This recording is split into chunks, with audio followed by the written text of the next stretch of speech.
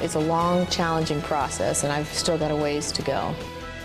A Tippecanoe County judge is one step closer to making her way to the Indiana Supreme Court. Good evening, I'm Gina Quattrochi. Thank you for joining us.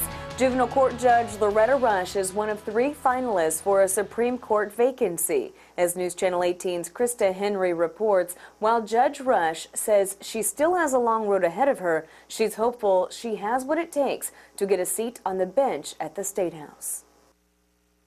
From representing clients in the courtroom to leading the way in the courtroom, Juvenile Court Judge Loretta Rush has done it all. I had the combination of being on both sides of the bench. So I have about 30 years, 29, 30 years of courtroom experience, probably in most of the seats in a courtroom. Prior to taking a seat as a juvenile court judge in Tippecanoe County, Judge Rush spent several years as an attorney in Lafayette.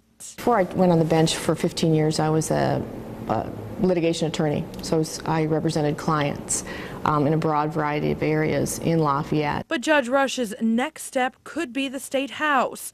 After several people encouraged her to apply for the vacant position for the Indiana Supreme Court, she went ahead and did so. And now she's one of 3 finalists, beating out 19 other applicants for the honor. It was a long process.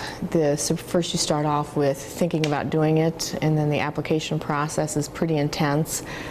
And then I was thrilled to get through the first interview, and then I was notified Wednesday evening that I had made the final 3. So it was quite the journey. A journey Judge Rush hopes to end at the state's capital. If appointed, Judge Rush would serve as the state's 108th justice. Krista Henry, News Channel 18. The names of the finalists have been sent to Governor Mitch Daniels, who will make the final selection within 60 days. Judge Stephen Nation of Hamilton County and Jeffrey Slaughter of Indianapolis were also named final candidates.